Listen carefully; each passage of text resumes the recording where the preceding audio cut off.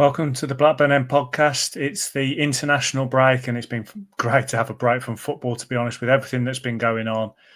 It was just nice to step away from supporting Rovers just for a minute and, enjoy just that little break. It's a little bit different this week because there's not many headlines to discuss, so we're going to get straight into the conversation.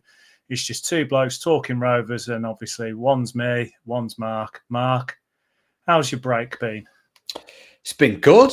Right now I'm just delighted we've not lost this week, so I'll take it. It's been an improvement. Obviously, as you know, Mike, I've had some work done at the house. I've now got super fast fibre to the property, I believe it's called.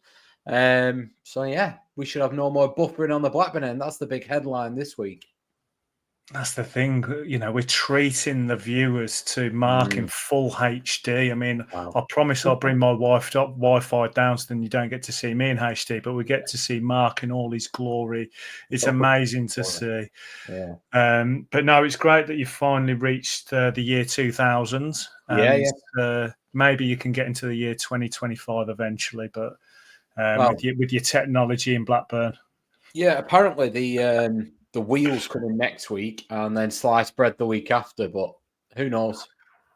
You'll get to fire eventually. When you get there, let us know. Yeah. But yeah, we had the international break. Now we've literally just discussed what should we talk about, but gone are the days of all our players going off to all these far-flung places for England, Paraguay, South Africa. We don't have many players that go out now, so there's no point in talking about that. And we're not, as much as we like watching England at international tournaments, when it comes to breaking down England playing, I think we're not really as in depth with them as we try to be with Rovers. So the manager's obviously had an opportunity to have a lot of players at his disposal, the ones that aren't injured. We're now going into obviously a game against Portsmouth. How important has this period been in Rovers' recent history now? Well, as much as the manager and the hierarchy seem to be concentrating on next season and almost, they're not said they're writing this season off, but all the words are around next season and a big rebuild and a big squad changeover. We're still within touching distance of the playoffs, if you like. And one of the big problems that we'd seen from when Ismae's come in is a big disconnect in terms of what the players were doing, what he wants them to do, the two units. So the fact he's had 2 weeks on the training ground or 10 days, whatever he's done. He said he had a balance between rest and working on the training ground with them. Hopefully, we should see a real big impact, shouldn't we? I remember Eustace coming in and having, was it something like 9 games in 30 days or something like that? And then he got a period of time on the training ground and you saw a real big improvement. And then it was, I think it was Middlesbrough away or whoever it was, we saw a big improvement. So hopefully the same again. And then we start our playoff push again. I know we said we might have a beer tonight. I haven't, but the playoff push is back on, Mike. I'm convinced. Well, I mean, I'm not ready to be that positive. I mean, we've had this Portsmouth game's big. This is big, and I completely agree with you. We said it on the last podcast, and we do actually. We thank everyone for going on to the last podcast. There was loads of comments, and I think it was a really good discussion point between fans. So if anyone does email in, we're actually thinking push towards the comments on our YouTube videos because there's loads of really good conversations there that we actually join in, and there was a few things we picked out. And the manager's discussion was very much about this break, getting the guys, getting ready for Portsmouth. Now we go into this Portsmouth game and they've not been in a great run of form, just like we haven't, but they're 17th, we're 9th. Yeah. It is an away trip, but he's had a lot of opportunities now to put his press onto this team. We've got a lot of injuries, though, again. Mark, have you got the details there? Do you just want to go through who we've got injured for people that didn't know? Yeah, so obviously Scott Wharton still out for the season, Andy Vyman now. Callum Britton was injured at Stoke, so he missed the Cardiff game. He's out for around a month from then, so we're talking pretty much end of the season by the time he's back in training. Emmanuel Dennis looks like he's out for the season as well with a hamstring. Then we have, hopefully, they said that they should be returning after the international break. Is Danny Bart, Ryan Hedges, you'll be pleased to know, Mike. And our two left backs, Harry Pickering and Owen Beck. So, to be fair, that's a pretty full-strength squad. Tronstad's had another 10 days, 14 days on the training pitch. Travis had played a lot after being out. So, to be fair, it falls quite nicely, this, I think. I think he should have had a really good period on the training ground with them. Well, that's the thing. You actually break this squad down, and it's very similar to the squad that we was quite successful with. I mean, we didn't have Dennis, at the start of the season. I mean, we've never really had Dennis because he's coming in, he's gone straight back out injured. But obviously, the long termers, it's really only Vyman that we're going to be missing that was quite important to the team. Britain, losing him for a month is very painful because he was a great threat going forward and he'd really sorted his defensive game out. It looks like a JRC is going to drop in there. And whilst I do like JRC to an extent, he's not Callum Britton. But like you say, all these other names coming back into it, they're good players for us. And I really hope that we start now to galvanise again. But it's going to be really interesting to see how he changes things for Portsmouth. We've only got a limited sample size, but we've seen two formations now played. Do you think he's going to go to the tried and tested one that we'd had for the majority of the season, or do you think he's going to stick with the new formation with three at the back and the two wing backs? What's your gut feeling? Well, he went back to 4-2-3-1, didn't he, in the last game? He seems to prefer that high-energy press. That could be the problem. Obviously, Cargbo's out as well pretty much for the season. So he's not got many options in terms of pace. So that might dictate it for him, but I think he will go whatever combination. I think he'll go 4-2-3-1, though. I think they look far more comfortable in that. It gives us a threat going forward. It seems to give us a bit more balance in terms of not having those two separate units as well. What are your thoughts? I'll be very disappointed if he goes five at the back.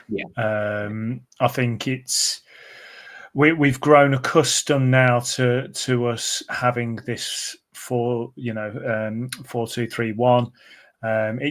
We said last week, we said the week before, the formation isn't the problem. We didn't feel like we was getting open at the back. We were getting opportunities. We just wasn't finishing the opportunities. We looked like a very, very solid team under that formation. So I'll be very disappointed if I'm going to Portsmouth and I'm going on a defensive look. If he starts a defensive formation, I think a lot of people are going to be upset about that. So my gut is the 4-2-3-1. My hope is he goes back to the same squad that's got us to the edge of playoffs, and my hope is that he doesn't be too safe. I hope that we do try and to have some risk going forward, but defensively we've looked very shaky, and I'm not. We've discussed we've discussed why that potentially is, but having Danny Bart back now, he's not going to play this week, obviously. I think it's going to be a couple of weeks before he would even come in, because he's saying he's training now. They said he's back in contention, was the hope. That was his interview just before the international break, was that those four would come back into it. In contention. I'll be surprised. It's different, isn't it? Yeah. I think if he did do, though, I would be tempted to put Hayden Carter at right back and play Danny Bart centre half. I would. I mean, that's an interesting one. That is an interesting one. But I think Danny Bart's fitness is going to be the key, obviously key there. There's a lot of people calling for Hyam to be dropped. In our comments, there's a lot of people upset about Hyam. Whenever I see people talking about their starting lineup, Hyam at the moment doesn't seem to be in it. Is he getting too many pelters at the moment? Yeah, it's quite straightforward for me. Dom Hyam, people talk about him going through these waves of playing well, playing not. There's no coincidence. If you look at them, he plays really well when he's not on the left-hand side and when he's next to somebody more experienced. I think Hayden Carter's got loads of qualities as well, so has Dom Hyam.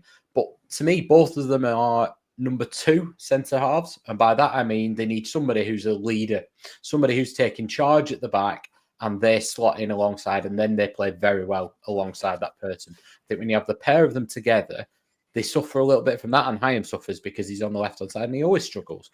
But the other thing is, Eustace made them both, and whoever played in that back four, really narrow. So the fullbacks were in the width of the box, the centres were in the width of the D, and everything was in front of them.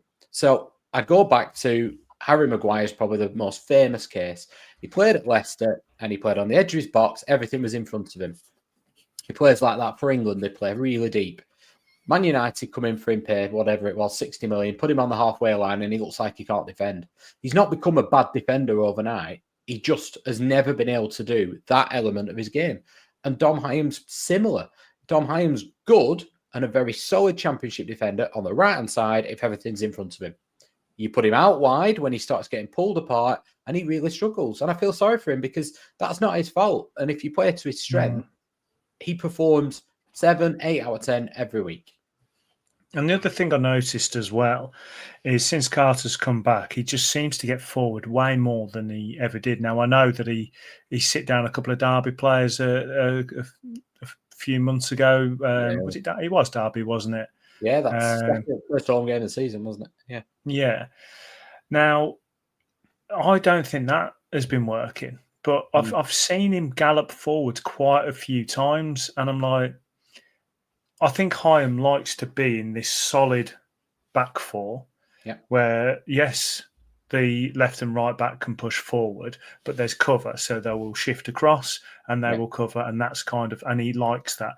But when Carter bounds forward, he seems to then get hit on the counter-attack. He hasn't got the pace to deal with that. So I think he's got that he has got the things where he's got the safety blanket. He likes to be on a certain side of the centre-back, on the centre-back pairing, and he just likes his centre-back to be there. He hasn't played well, but no one has. So I don't know why we've called out these individuals. I mean, one thing that you called out in the pod last time was, and it started a conversation with us, was praising Dolan. And I would like to see him build on this. I think the one thing I brought up was, because everyone's been playing poorly and because the team hasn't been doing that well, I think it's given him that freedom to make mistakes and actually go out there and relax, which is exactly what you said. You saw him relax. You saw him have this pace and power about him that he was actually, well, not necessarily pace, but an explosion. He was trying things. And I think he's had a bit of freedom. I want him to build on that in the right times, obviously. But going forward, we are now getting limited options. Obviously, Hedges is back. I'm not going to rely on Hedges as I would have done last season. What Dolan for you is a starter, I'm guessing. Yeah. Who are you having with him? Because I'm guessing Gay up front. But would you mix that up? No, I think I'd go Gay. I think Ohashi's had another 10, 14 days training, so I'd be having Ohashi buzzing in and around him. Cantwell's the one for me. He should be a starter, shouldn't he? He should be one of the first names, if not the first name on the team sheet. He looks even less happy than he ever has, and he looks really frustrated. Either Ismae gets the best out of him or you don't play him. So if he's not going to get the best out of him, then I put Ohashi in that number 10. Cozy Juby's obviously away with England at the moment, so he's done quite well, I think, in this England under 20s. But I wouldn't have him in and around there. Maybe I would start Hedges. Maybe I put Rankin Costello further forward. I'm not averse to us going with a Coley Woodrow, if I'm being perfectly honest, and trying something slightly different. But I just want to see something that's been worked on and people who look like they know their roles. It's so strange because when Cantwell was bought, there was obviously Rangers fans all over it saying you bought a dud. Norwich fans were making comments as well. And my thing is when a player's signed, I'll give him plenty of opportunity, just as you do. I harp on about this all the time about Bradley Dack. No one knew who he was, what he was bringing. We knew that the fans... same with Schmodix, we knew the fans loved them and said that we're gutted to see him leave, but then they go and become the players that they are. And Cantwell was another one. but I really had high hopes for Cantwell. For me, he was a big signing for us when it came to what we needed. I just think that with him being that luxury player, we just need everyone else really firing. And because they're not, I don't think he should be playing. I don't think we can carry a player that, yes, he's got that X factor, but I think he's someone that I would bring off the bench at the moment. But I'm really struggling to pick who I'd have on that left-hand side. So I would have Gay up front. I would have Ohashi in the hole. I would have Dolan on the right. But it's that left wing spot that I'm really struggling with. I think if Owen Beck's fit, that's my solution to that one all day long. I agree with what you're saying about Cantwell in terms of his starting, but I've yet to see him make any impact off the bench other than, I think he came off the bench against QPR, didn't he, when they were down to 10 men. That one of those first games when they used this. But that was more to do with the fact they were down to 10 men and had a free roll, I think, in my opinion. So I've yet to see him make an impact off the bench. I think he comes on and adds very little. So I still had high hopes for Cantwell under Eustace. I'm just not seeing it under Ismae right now. He looks like he's very frustrated, as they all do. But, you know, even I've not given up on him, and I know you haven't. It's just right now, our backs are against the walls. We're trying to get something going again, and right now he's not the player that's showing that energy. Because if I compared him to a David Dunn, for example. Now, it's easy to say about Dunn's energy and stuff because obviously being a Rovers fan, but he just did have that energy. You know, he had that quality. Now, Cantwell, I don't think he's to the level of Dunn, don't get me wrong, but I feel like they have that similar kind of X factor about them where they can just suddenly change a game, make a difference in that final third. But Cantwell doesn't have that energy about him. He doesn't have that grit and determination, which is what a Dunny would have. And that's why I'm worried about us being in this, funk that he's not the player to do that. So when it comes to that left wing, I think you're right. I think Beck is a great option if he's fully fit, because he really showed some good positive movement forward. We've obviously got now Ribeiro and Pickering coming back for left back. And you can't play three left backs. Ribeiro's played all right, to be fair to him. We know what Pickering's going to give us. It's been done before. I think Ribeiro has been a pleasant surprise and a very needed one because we were in a hole. I think he really struggled at Derby and I thought he got exploited a little bit, as everybody did. But then I've seen him recover and I liked him at Stoke. Everybody looked frustrated, but he sort of was willing to put his foot in. I just think he seems like he's been there forever. He's just slotted in, hasn't he? But you say you can't play three fullbacks, but I've seen it happen before. I don't think he will, but stranger things have happened, haven't they? We have seen Pickering spotting it as a left centre half before and be quite effective. So he has options for that five, doesn't he? That is the worry. Well, that's been the more we talk, the more you think he could actually play that three at the back and the two wing backs and have it a bit tighter in the middle. But it's a tough one. Midfield, I think, is definitely going to be Travis and Tronstad or didn't go away, did he? He was still no. Yeah. So I think the team's effectively going to pick itself at set for that left wing for me. Yeah. Agreed. So how important is this game? I remember saying once before, it wasn't about the result for me. It was a performance and I got absolutely slaughtered. And I think people took it the wrong way. Obviously, we need 3 points. But yes, I would love us to go and scrape a 1-0 that we don't deserve. But actually, right now, I need to see what we've done 2 weeks on the training ground. I need to see what the plan is going forward. I know it's early days, but you need to see some element of, I can see where they're going with this.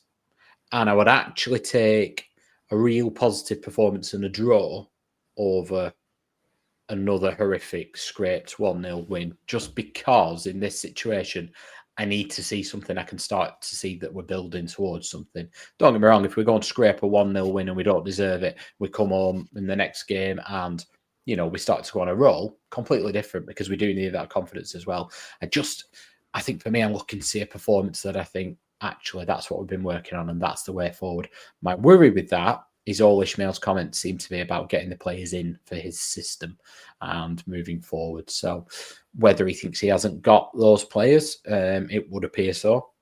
So, yeah. Well, that's the worry. That is the worrying thing when you hear in terms about things about rebuild, and you're hearing things about how there's going to be a lot of changeover at the end of the season. Yeah. A lot of players going out, a lot of players coming in. And things are going to look very different next season. And whilst going back to it with Eustace, we said the same about Eustace, didn't we? That we didn't expect him to do what he did, and then obviously went and had a very strong start with us this season, which was kind of unexpected. We don't know what the future holds. All I can say is right now, that's quite a scary prospect of having a full rebuild and telling the players that right now, because the players are going to be hearing that, and it can be a motivator because players can be like, well, I want to stay here and I'm going to prove to these guys that I want this new contract. I want to be here. I want to be at Blackburn Rovers. But also others can just be like, do you know what? I'll quite happily go and get a contract elsewhere, because this is an absolute carnage of chaos and I don't want to be part of it. So I was a bit worried when I heard these terms, rebuild. I think I completely agree. So we said before the Stoke and the Cardiff game that out of those two games, we would accept 3, maybe 4 points, 3 points, ideally 4 or even 6. We get nothing and we get 0, we get 0 points and 0 performance, and we come away from them feeling very down. Now, after, like you said, after having time on the training grounds, we've got to have seen progress. There needs to be something that we're looking at and say, do you know what? I now understand why you've been appointed. Now, if he's here giving all these comments about they've got to do it my way and stuff like that, absolutely fine. I'm okay with that if we can start to see the results or something. Something just to give us that carrot to follow, because the fans are very upset at the moment. We're seeing people talking about protests. We're seeing signs outside of Ewood Park. There's a lot of people unhappy. Twitter is back to being a very toxic place. We try and be level-headed, but we still get emails coming in about how we're one way or the other, positive or negative, because the fans just are so upset. So I completely agree with what you're saying. This next game or two, we need to see some improvements. I still think that he's come into a good scenario with the fact that he hasn't got to deal with, except for Vyman, and even then Vyman you can kind of say he's replaceable. He hasn't got any injuries that to deal with that, like what we've had previously. He's had a week to train with them. It's a pretty good situation now that he's in a good position in the league to be able to get these guys going, and we need to see something. So I completely agree with you there. Sorry, I waffled a little bit there because I just think that this is really important, but I'm trying to remain nice and positive, because I agree with you. We're still in a great position, and there is still a lot to build on. Do you think the fans do need to be positive, or do you get it? I completely understand. I think the fans got a lot of criticism over the last couple of weeks, saying that it's too early to judge.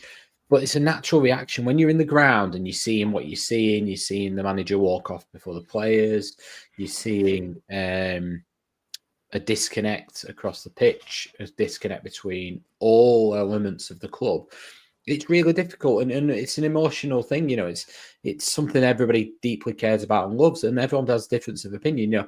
Last time I said that I'd take a defeat in some ways, but I needed to see a performance. It's not that I'd take us losing, going and get beat 3-0. What I mean is because it'll probably happen again. Somebody will say it again. But what I mean by that is things can happen in a game. You can concede from nowhere. The ref can give a penalty, and you could have had a really good performance, and you've had 3 cleared off the line. All those kind of things. But it's the performance ultimately that's where the truth is, and that's where the truth comes out over a long period of time. And I think the fans will go to Portsmouth a little bit refreshed, but sort of saying, right, well, come on then, show me. And those first 10 minutes will tell you everything you need to know. And the attitude of the players, I don't think we can criticise. I know some people have done, but I don't think you can personally. I think their effort and the commitment has been there. They look disillusioned, they look frustrated, and they look confused at times. And again, they're human beings. People say, they paid a lot of money. They're human beings. So let's see what happens now, because otherwise it's going to be a very, very long last couple of months before the end of the season. And that's why I'm trying to remain positive now, because we've got a game now that the lads need to go and get something out of. And if we can support them and get them going and they get a result, I think the whole place will just be completely different. I think everyone will be quite buoyant. If we go to Portsmouth, we put in a good performance, it's a good result at the end of it, I think everything changes. And football fans have a short memory with certain things, and this would be something that I think would really change the tide. I think the fact that we've had the poor results, but it's been terrible performances, that's been the issue. Yeah. I wanted to bring up about fans calling other fans about saying we need to vote with our feet, stay away.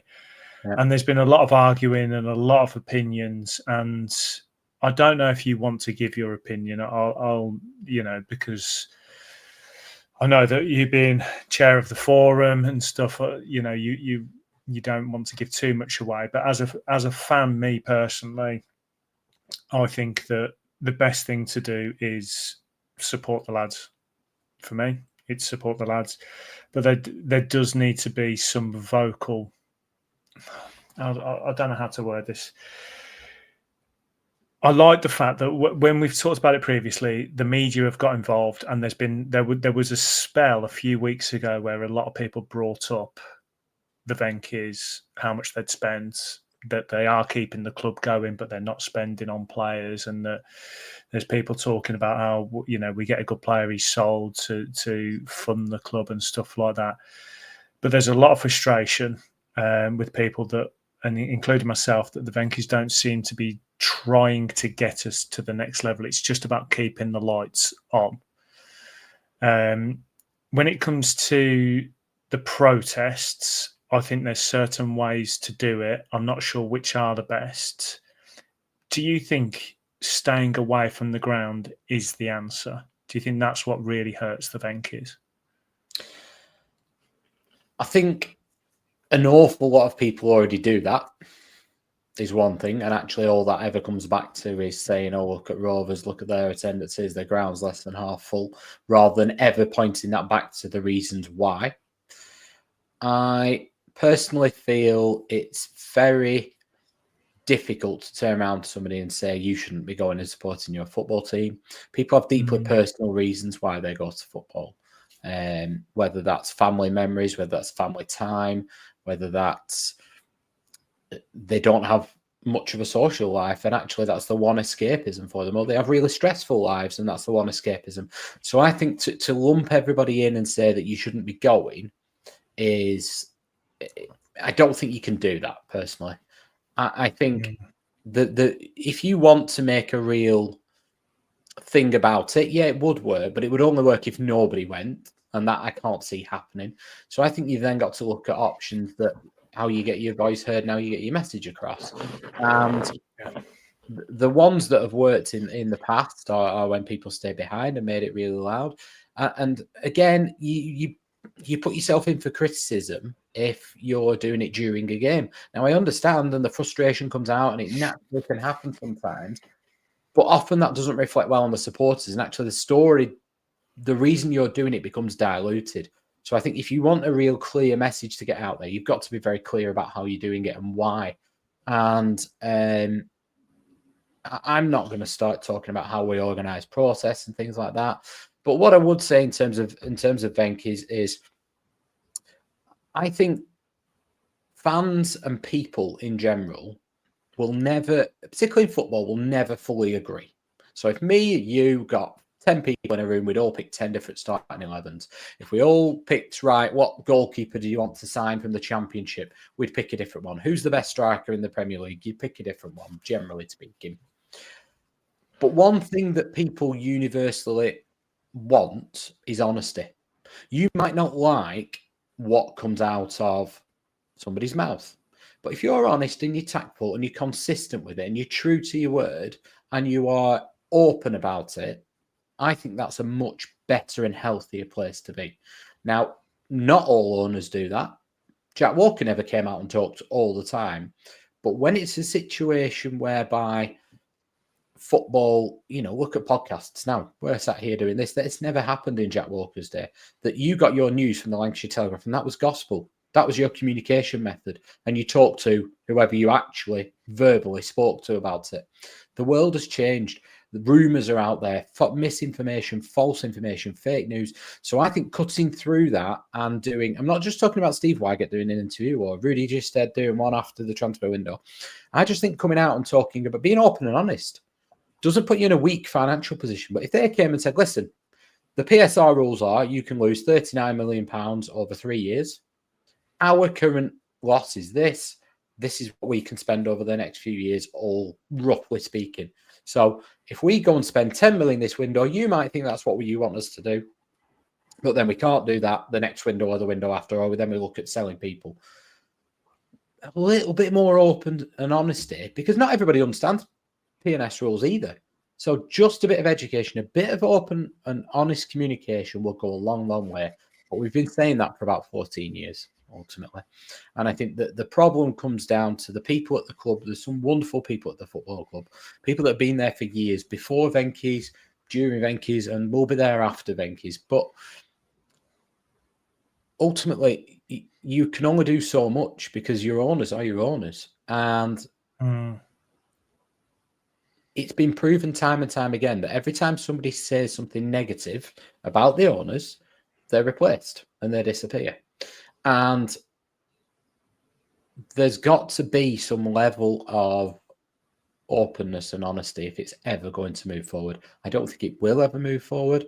I don't think that I don't subscribe to the opinion that there's nobody out there to buy Blackburn Rovers.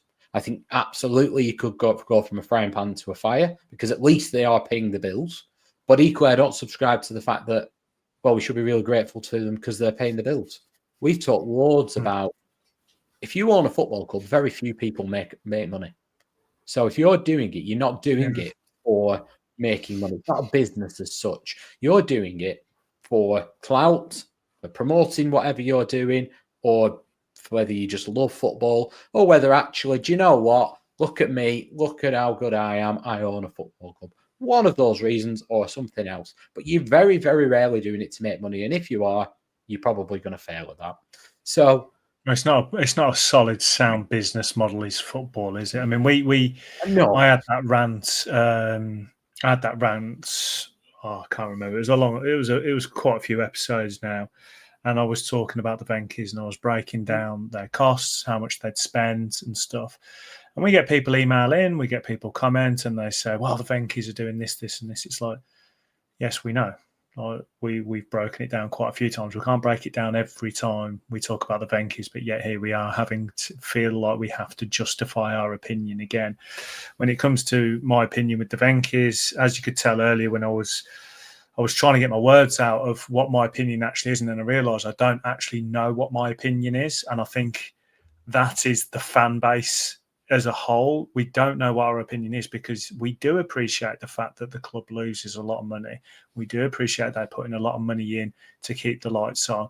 But we also see a lot of other clubs in that same situation spending a load of money and bringing in some quality players. I mean, we had a really interesting comment on let's just find it. Yeah, from YouTube, where Lawrence the Unique One, love that name, on our last commenting on our last YouTube, the what is going on at Blackburn Rovers and how it can be fixed episode, and he's basically he's saying about how the Venkys don't have a chairman listed, so. It was quite interesting. So he said he did a tour and he noticed the wood board in the reception has no chairman since 2011, as apparently the Venkys don't believe in a figurehead, just a family. I get that and respect that, but surely follow the traditions of a club and put someone on the board. If it is Waggott, then just put him on there. Don't be afraid. And I think that these kind of things that are happening just makes me think that they don't understand football and the traditions behind a football club and how it needs to work. You know, we've had some really good people in charge over the years. You know, your John your Williams and your Robert Cause and people like that. Are we missing that? Are we missing someone there? Like, it's not necessarily the owners, it's the structure they've put in place. Is that the issue? A bit of both. I mean, you go back to the previous model that was really successful. We had Jack Walker as our owner, but it was John Williams that day to day did the decision making. It was John Williams that went to Jack Walker, not a dissimilar model, and said, "This is what I think we need. Can we have a bit extra? We need to do this. This is and he decided, the manager, along with Tom Finn, the managing director, and a couple of others, who the next manager would be. He had autonomy to dismiss the manager. Now, it may well be that he used to have to run that by Jack Walker before making those decisions, but really the decisions were made on the ground. I think that's got better with Suhail being at the club. I think seems to have autonomy to make decisions within a certain remit. So it's not a drastically dissimilar model. It's just that we knew Jack Walker cared and we knew Jack Walker knew what was going on at the club. And I think that's what people worry about. I think they are a little bit unfortunate as well in that the world of football has changed in their time. So no longer Jack Walker, even if he wanted to, and he was our owner, couldn't spend 50 million to get us back in the Premier League now. You're not allowed to do it. So we are a little bit tied by that, and we are one of the lowest income generating clubs. But I also think it's pretty, you can't say this with any certainty because I don't see all the figures. But the figures that are out there and the newspaper reports that you see, from our income, we don't spend as much as other teams with a similar income. So whether, Venkys tell us that the court case makes no difference, but yet if I was had to, every £1 million I put across to the club, I had to put another £1 million in a bond, and I didn't know if and when I'd get it back, it would affect my decision making a little bit. I'd be like, whoa, just chill that out a little bit. And do you really need to be spending that? Can we just wait? My worry as a fan is that we don't bring in loads of money. So the fact that P&S wise, we are going to be struggling a lot and often and frequently and moving forward. It's a 3-year rolling program. We've brought a lot of money in the last 12, 24 months. So we won't have forever to spend that money. It's not whether it's there, but you can only spend it for a certain period of time before it runs out and you can't use it because you have a rolling period. And that rolling period will tick on. So I feel like we're missing an opportunity. And I don't see endless £20 million players in our squad to do that opportunity again. That's one of my concerns, which I know we'll go on to, but that then brings me on to when it's even more important to tie down those people who are essential to your squad. No, exactly. And this is when we get the emails coming in, we get the comments. People do need to appreciate we have discussed this over previous podcasts. We have talked about the fact that we do appreciate the fact that we are under certain constraints, but we are comparing ourselves to other people, and we have gone and got the facts. We've listened to the Kieran Maguire's football finance experts. We've got all the information. We don't just go to a Blackburn game, drunkenly watch a game and don't watch it again, and we'll just go off what we saw when we've had a few pints. We go back and we watch the games again. We watch the highlights. When it comes to the finances, we don't just go off what we've seen on X. We go and we dig down. We look at all the reports coming in. We compare us to others. We try and do as much research as we can before we form an opinion, because being on a podcast, and obviously it is a privilege, as we've been told, to be on a podcast, that we need to do our research before we form an opinion, and that's what we do. There is someone else that commented, and I found this one quite interesting, and it's 5Abby82, who's also on the same video, saying, before I get criticism, I'm being realistically, but we are screwed each year and we must sell a star player. That's a fact to balance the books. And it goes on, and I get that. What the thing that we're getting at is, yes, you do have to sell a star player, but you can't just hope that all these small signings are going to hit to become star players. You can't hope that you're going to get an Adam Wharton coming through and selling him. You can't hope that these £500,000 signings are going to turn into £10 million. I mean, Schmodix, we spent a decent amount on him to get him in the first place, and then we sell him for a decent amount. We got a decent profit. That you still need to spend money to make money. You can't just cross fingers and hope that it's buy low, sell high every single time. So whilst I 100% get your point, we still need to be investing, and that's what we're not seeing. Everything still seems like a risk. Like I said before the window, my worry for Rovers this year was the fact that this was the first window we went into and there wasn't one player there I was worried about losing to a big club. Whereas we've always had these big name players which we rely on, and you're looking at and you're thinking, do you know what, if we lose him, it's going to be difficult. And I could see him going to top end championship. I can see him going into the Premier League. And I looked at this squad and we were saying, yeah, maybe Callum Britton, maybe Travis, maybe Tronstad. But it wasn't like a solid player you've gone and said, oh, do you know what? If we can stay out of this window, keeping him, and that was my worry. And that's when we start talking about the lack of investment. And 100% agree with what you're saying. This stuff in India, it's gone all under the carpet again. No, keep us up to date. As fans, we like to be kept up to date. We want to know. If you're saying, like, look, we can keep the lights on, we're stopping you going down, and we promise that once this all gets sorted, we are going to invest. And, we've looked at the financials, we've looked at all our restraints, and we know exactly how much we can spend and when we need to spend it. And this is going to get sorted. The fans would probably back off a little bit. We're just talking about off the pitch stuff. On the pitch, obviously, people are going to be angry about something else. But off the pitch, if we can just get a little bit of honesty there, I think that's the key thing. But you did bring up about contracts, Mark. So there's rumours that Hyam's option is being exercised by the club. What else are you hearing? Well, yeah. So, I mean, just touching finally on your bit, Mike. So I think I completely echo what you're saying. And it's not an unusual thing for a football club. It's not an unusual thing for Blackburn Rovers. You have to sell your big players. But you look at Coventry, and I'm not comparing us directly in the sense of how much money's been spent, but they sold big players and they reinvested it in more areas across the team and became better as a club. I think when we sold Adam Wharton for 20 million, of course, Adam Wharton's a wonderful footballer, but actually a deep line midfield player, if you like. He's not going to make or break you in the Championship. He's almost the cherry on a cake. But to then invest hardly any of it, you're not going to progress. You've got to invest that and progress as a squad and as a team. You might not have that star individual then, but you've got to keep improving and moving forward and use it to become a better squad and a team. And we just haven't. But yeah, so we've got Dolan, Dennis, obviously he's on loan. Sanderson's on loan. So I'm just going to talk about the permanent players. Dolan's out of contract this summer, no extension anymore.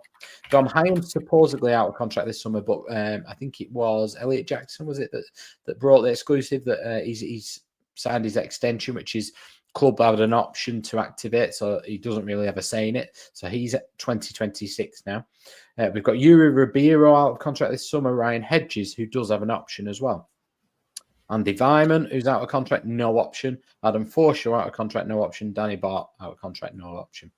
Plus the loan players, you've got Beck, Woodrow, Cozier, Dewberry, Sanderson, and Dennis. That is 1, 2, 3, 4, 5, 6, 7, 8, 9, 10, 11 players. 12 if you include Hyam, but it seems that is the next. Probably 13 if you include Sigurdsson. That's a hell of a lot of players. You roll into next summer then. So if we put Higham in that summer, so we've got Higham, Travis, Britton, and Tronstad. And this is when I start to have a real issue. Because the idea behind us having a director of football operations, whatever you want to call it, is that we do not have the funds available as a club to rip everything up every time a manager leaves. So Big Sam walks through the door, wants to play 4-5-1, long ball. So you go and sign a big lump of a striker. You sign massive centre halves. People are athletic. He leaves and you bring in, I don't know, Yundal Thomason, and he wants to play with players who can interchange and move around. Right, we need different profile players. You can't do that as a club, and I think everybody accepts that. So that's why we have a recruitment team, that they should be looking after the overarching things of the club, and those key players will remain at the club. Well, you're not telling me that Tronstad, Britton, and Travis are not players that we are essential to our team and our squad. So why have we let them get into 18 months of a contract? No idea. You know, we were told under Greg Broughton that wouldn't happen. He said at 2 years out from the contract expiry, we'd negotiate with them. By 18 months, they'd almost either take it or leave it. And then they wouldn't get into their last 12 months. We've got to sell them at 18 months or extend them. And it wouldn't go beyond that, because once you start doing that, the players get into a power position almost.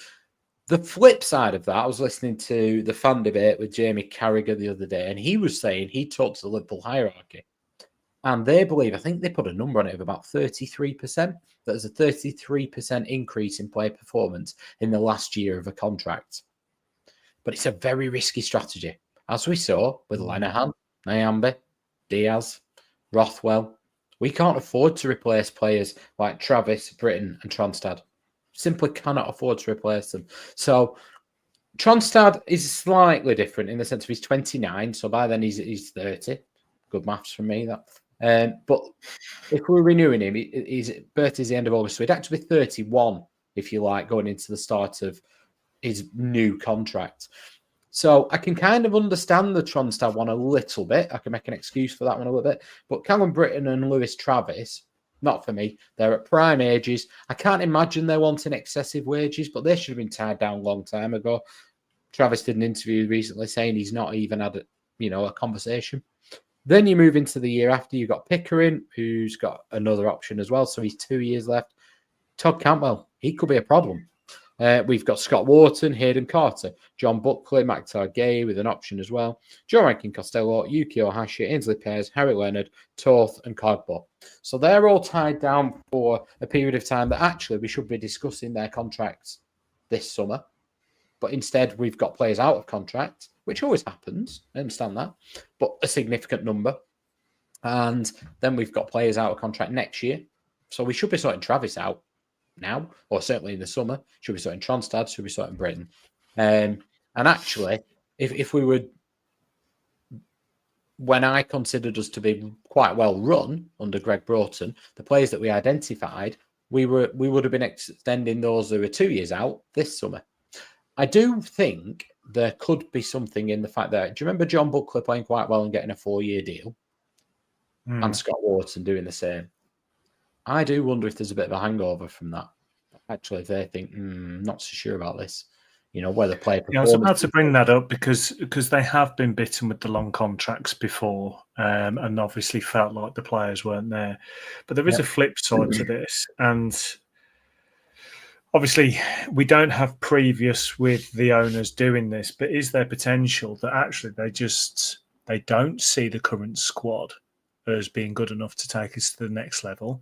They are going to invest some money, and actually they've earmarked some bigger name players that are better, and they don't want to hold on to the old regime, so to speak, and they're quite happy to let them walk because they are intended on rebuilding and rebuilding to a high level. I mean, it's a dream, but let's say you've started a new football manager save right now. How many people keep the same squad that they've got when they start a football manager saying, no, you transfer list them all, you buy all the wonder kids and you hope for the best. So there could be a potential, and I'm just putting it out there, that the Venkys could be letting some of these players just go because they have got a plan. Is there potential? I think we've got to look at the recruitment team in terms of, so you've got Rudy Gestede, you've got Adam Owens, you've got Suhail, and you've got Steve Waggott as well in the background there. I think they've had a long time to look at these players now. And I think there is an element where they would tie Tyrese Dolan down. I put him in a slightly different bracket, and I think he's in the bracket of players who come through the academy. Now, I know I didn't strictly, always seem to be undervalued. They don't seem to come in at the wages that somebody else would. Maybe he's also wanting to explore the market. Fine, park him for a second. I do think the Ryan Hedges of this world, potentially they're thinking, can we spend that money? You know, if we gamble, are we going to be any worse off? Maybe, maybe not. And there is only a certain amount they can spend on wages. So I accept your positive outlook on it. Maybe they think their court case will be done. And I know it doesn't directly impact, but it clearly, you know, I go off what I see, and I'm seeing us not investing at a level of what we have probably even previously, to be fair, in terms of what income we've had. So, yeah, maybe they want to be a bit more creative and they want to empty some of their wage usage to go again, quite possibly. Yeah, I mean, if I'm being myself now and not just chucking a hypothetical out there, I think it is a very risky move to do something like that, just to let players walk and just look to rebuild and start afresh, because it's proven to not work plenty of times. Obviously, it can work, but it's proven to work more times, less times. So I think for me now, there's some obvious key players in the squad, be that a Travis or someone like that, or there could be a Dolan, which you feel like there's going to be some high value there. I would have liked to have seen some people tied down to make me feel like the future has been secured to a certain level, rather than at the end of the season we're going to roll the dice and see who's available and see who wants to come to us. Because if I was a player and I saw a load of, like, an exodus of players out of one squad and then try and be convinced to go into another, I'd feel a bit uneasy, especially when you've got, you know, JDT coming out with comments saying, I've got it here, I love the people in and around Rovers, but before my second season, the budgets were cut even more brutally, and suddenly it was not about building and developing. You know, when you're hearing things like this as a player, and then you're seeing people leave and not having their contracts, why would you sign for this club? Because surely the one thing you want as a player is some sort of stability or progression. It's going to be one or the other. And progression you're not necessarily going to get, because you're seeing the club constantly start well and drop off. It just keeps happening. And then from a stability point of view, you're just seeing people constantly come in and leave. So I think for me, being sensible head, I think it's quite concerning that we haven't seen one or two contracts signed up by now. That's where I'm at with it. I think if we had seen, I mean, we've not renewed a contract since December 23, was it? And that was Adam Wharton. I think that was actually to insert a clause into it. But if we'd have seen, let's pick the three next summer: Travis, Tronstad and Britton have a year, 2 years added to their contract. Key players, they're central to our team. Doesn't matter who's the manager, they are key to our squad. And we've renewed them and none of the others. I don't think this conversation is happening. But the conversation is there because we're seeing too many. So actually, it becomes not about individuals now. It becomes about, this is a club not renewing contracts now. This is not about picking and choosing. And then obviously all the scaremongers and all the people come out with all sorts of conspiracy theories. But I'm okay with us not renewing some contracts. I'm okay even for that. And if they decide, you know what, Dolan's not giving us the numbers we want, and we've looked at Peterborough United, Porku's out of contract, we're going to gamble on him instead. And it'll probably cost to be cost neutral. I'm okay with that. But I've not seen us be cost neutral for a long time. I've seen us lose money in terms of money comes into the club, doesn't go out at the same extent. So lose money in terms of the value of the squad. And I've not seen us renew a contract since December 23. So I'm hearing lots of things that that nothing is to worry about, and actually it's club's decisions. But I also heard that this would never happen. I heard that we would have a club direction and decisions would be taken on a club basis, not a manager basis. And then I'm hearing Ismae come and say, well, these don't fit my principles. Well, I thought managers were going to be brought in to fit the club, not the other way around. That's where my concerns all kind of centre around at the moment. Well, that's the thing. I mean, we have got a manager now saying that he wants to change certain things, and I do think there is an element of change that needed to be done.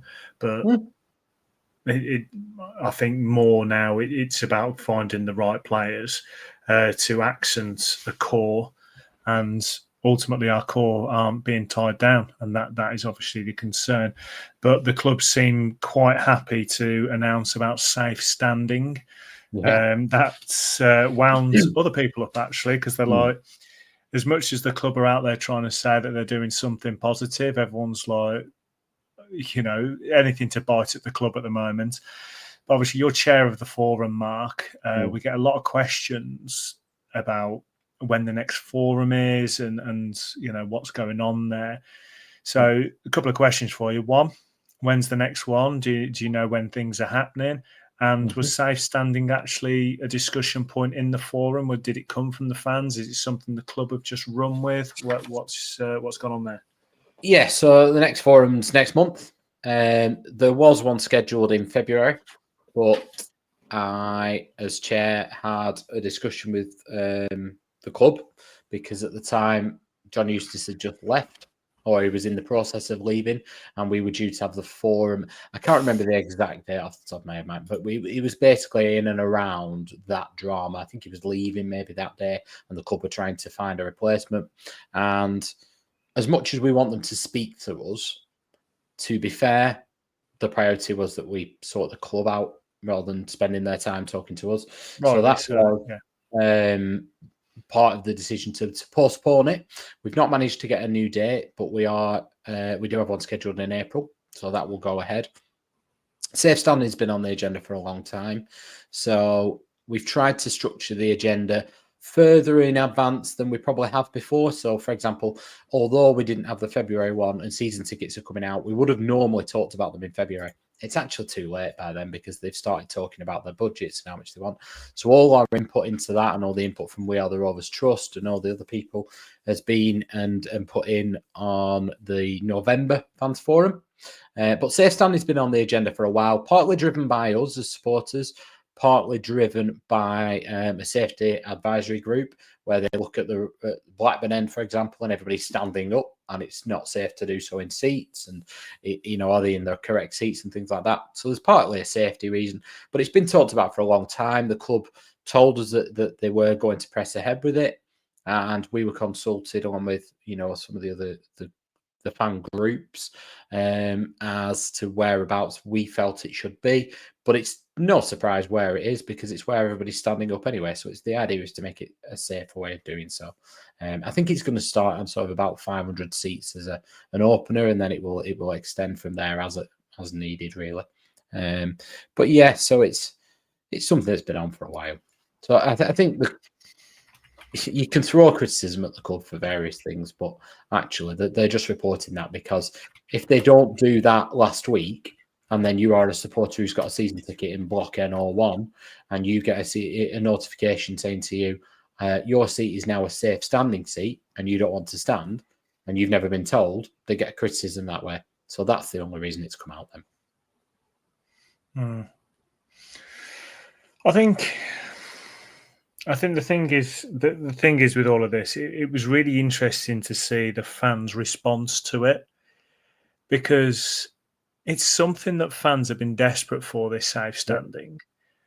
And just because the club can't do right for doing wrong at the moment, and we're all looking for signings of contracts and positivity on the pitch and off the pitch, it got such a toxic response, didn't it? Yeah, I was surprised, to be fair. And the club have put some... I wasn't. Yeah, but the club have put some positive pieces out there recently as well about various things. And you've got to remember the social media team have got a job to do. So partly what they're doing, but I was surprised in the sense of, like you say, it's almost a universally wanted thing by supporters.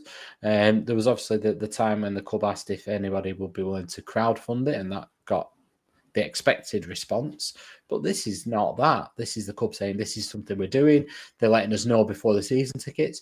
They've listened to us on season tickets in the sense of they're coming out nice and early, because one of the big barriers for people was having one payday before season tickets then went up in price. Ironically, the season's currently at one of its worst points, if not the worst point. So to put them out now is brave, but it is what it is, isn't it? You know, you go and win a few games and it picks up as well. I mean, there's nothing that can do. No. So they've got to put them out. It is what it is. They might sell none for a week. They might sell none for a month. They might sell none for 3 months. But put them out there, I think, and give people the opportunity so that at least they know what the deadline is and they can start saving up or whatever it is they need to do. But yeah, I'm hoping that once season tickets go on sale, they're waiting for that to start to announce Hyam's extended his contract, and then Britton has extended his contract. Travis has extended his contract. But I don't think we're there yet. No. Well, we're coming to the end of the podcast, Mark. Is there anything we can talk about positively before we leave? I mean, what are we going to do over the next week? Is it going to be massively positive? I think the break's come at a good time, hasn't it? They've had a period of time on the training ground. The dust, it's kind of letting the dust settle on Eustace. That's kind of done now. Right, we are where we are. I would like to think they've had a real open and honest meeting, maybe as a big group, but maybe actually individually, you know, Travis, whoever's in the leadership group with Ismae, and said, right, what are we doing from now till the end of the season? But it's in nobody's interest for us to carry on as we were. It's not in Ismael's, it's not in Travis, it's not in Tronstad, it's not in anybody's. So we are within touching distance of the playoffs, and we've seen the players rally before. We saw it at West Brom when actually, if they were ever going to struggle to rally, that was the time. So I'm hopeful that we will come into the podcast next Monday evening ahead of a week against, is it Sheffield Wednesday next week? Middlesbrough, isn't it? Yeah, is it Sheffield Wednesday, Middlesbrough? Let me have a look. I should have known that. Yeah, we've got Middlesbrough on the Friday. Middlesbrough on the Friday, and then we roll into, don't we, a Sheffield Wednesday, yeah, and then a Luton. So, yeah, I'd like to think that we have had some open, honest conversations, some good time on the training ground, got some bodies back, and we have a real good push from now to the end of the season. Whether that's how it will look in the summer, whether that's how it will look next season, probably not. But hopefully we've just got some unity back. I mean, as much as we have talked about some relatively negative things, I am remaining positive because we've seen it time and again where we have these lulls. New managers come in different situations. There's different situations in the background, and for somehow it gets turned around. Yes, we had a pretty bad spell when we started to drop towards League One, but since Mowbray, obviously, we then get JD2, we get Eustace, and we're always looking at these positives because they end up doing quite well. I'm just hoping we're in this same situation. Like we said, he's going to have a pretty strong squad to pick from that got us up there. So I've got faith that something's going to turn around.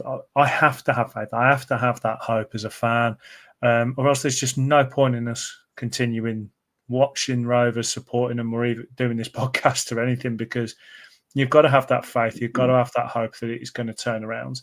And I really think that we're going to see a different Rovers. I'm going to put my neck on the line, and I'm going to say we're going to see a different Rovers to what we've seen in the last few games. I think we're going to go there. I think we're going to put in a very solid workman performance, and I think we're going to get the result. Now, I will tell that. Hindsight's 20/20, but that's my view. I'm gonna double down on that, Mike, and go further. And I'm going to say that if you look at, let's say, since Rudy Gested's come into the club in his role, and he has had 2 transfer windows, And I think, personally, we've got better in each window for the first time. The previous 4 before that, I thought maybe even 5, we'd got weaker. I think we've strengthened each window that he's had so far. So if that carries on, then it's positive. Whether it's the players we will pick, whether, whatever the reasons. So let's have a positive end to the season. Let's go into the summer with a clear direction. And hopefully we've got something we can all buy into going into next season. Yes. There we go. I hope so. Well, Mark, thank you for joining me and breaking your international break to talk Rovers. Do you know what? I've been really grateful for the international break, I'll be honest. But it shows how much interest we've got in it, Mike, because we're recording this when we're England playing tonight. Yeah. Half the time, Matt, I couldn't tell you who England are playing until they get to the World Cup, and then I know everything about them. It's, yeah, I think we're the same as most fans, but no, it's been good fun, mate. And people listening, like I said, make sure you put the comments on YouTube because they are some really good conversation points, and it really does. There's a lot of people that put in about some things that are positive, some things that are negative, but it's really interesting to see. It's actually quite a nice conversation sometimes between fans. So make sure you do go in there. But and on X, like and subscribe, everything. We're enjoying doing it. Make sure you enjoy listening, share us, and do all the good stuff. And next week we will be talking about a win and how we're getting promoted. So enjoy your week, guys, and we'll see you next time.